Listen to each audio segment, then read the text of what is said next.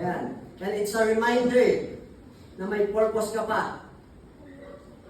Kada isang taon na naidadagdag sa iyong buhay, it's a reminder that God is not done with you. Amen? Amen. Kaya pakitapit nga yung katabi mo. God has a purpose pa sa iyong buhay. Hallelujah. Praise God. Ang sabi niya sa Psalms, dito po sa 1, praise God, 139 verse 14, I will praise thee, O God, for I am fearfully and wonderfully made.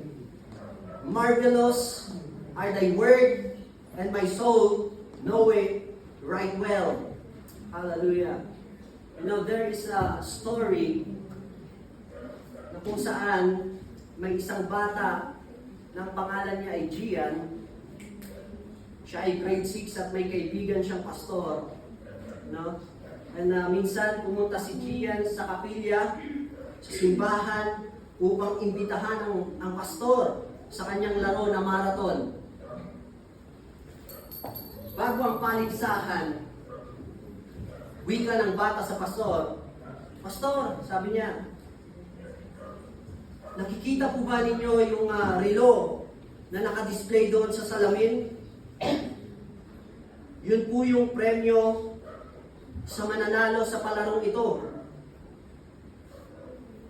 Ang sabi ng bata, mananalo po ako at magiging akin yun. Sabi naman ng pastor, sige, manunood ako. Give your best shot, Gian. Sabi ng pastor, hallelujah. And then nagsimula po yung palaro at ang resulta, mga kapatid, ito pong si Gian, ay ni-expect niya na siya ay maging first place. Siya po ay naging third place lamang. Kaya ito pong si Gian ay umuwi po na wala pong inig. Hanggang sa dumating yung araw ng linggo, wala pong imik si Gian. And then, sa oras ng pagsamba, malungkot pa rin si Gian. Bagamat ang araw na iyon ay kanyang kaarawan. Pagkatapos ng pagsamba, nagmano po si Gian sa kaibigan niyang pastor. At masaya namang ibinigay ng pastor ang kanyang kamay sa bata.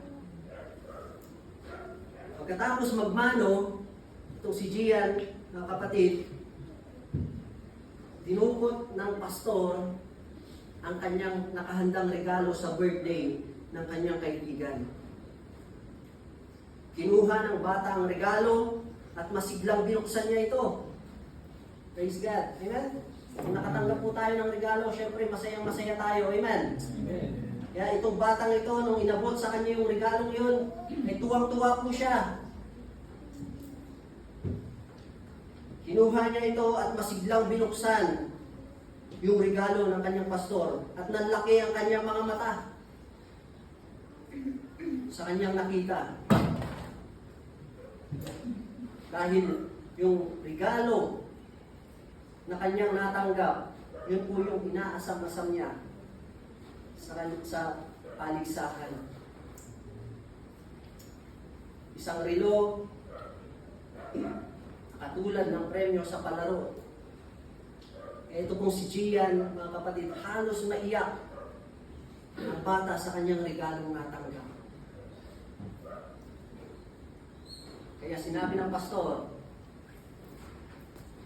anak, ang regalong yan ay regalo ko sa iyong kaarawan. Hindi mo yan pinagpaguran, hindi ka kailangang tumakbo upang makuha yan.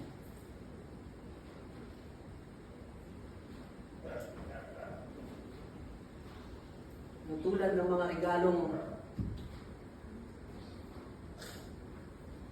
natanggap ni Mrs. Grace, may regalo ka nang natanggap? Praise God. Tulad ng mga regalong yan, ang pinakamahalagang bagay sa ating buhay, sa totoo lang, ay hindi natin binili o pinagpaguran. Sila ay pawang regalo